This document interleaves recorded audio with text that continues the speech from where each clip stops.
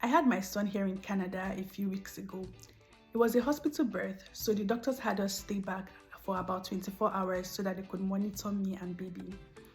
After delivery and I was taken to my room, this was around 11 p.m. I was famished, but I didn't expect any food from the hospital because of the time, so my husband had to look for a 24-hour fast food restaurant to get me some food. I was in a semi-private room and I had a neighbor.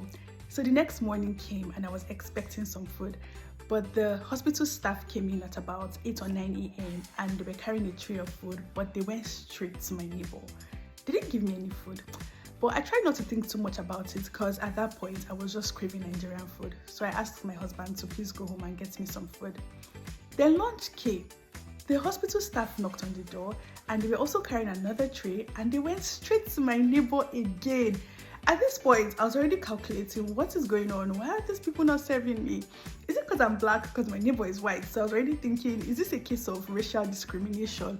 Or I was also wondering, is it that the insurance does not cover for food? But it makes no sense. If the insurance is paying for me to stay in the hospital for over 24 hours, they should expect that somewhere in between I would be hungry and I would want to eat.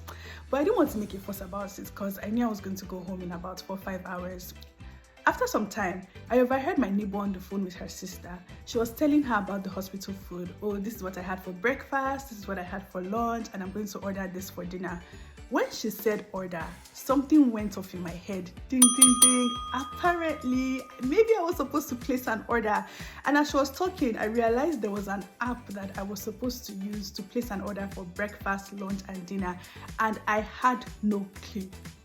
This story reminds me of the plight of many immigrants in Canada. There's so much available to us, resources, services that we can get for free or at low cost, but we end up expending time, energy, and resources chasing alternatives or going without.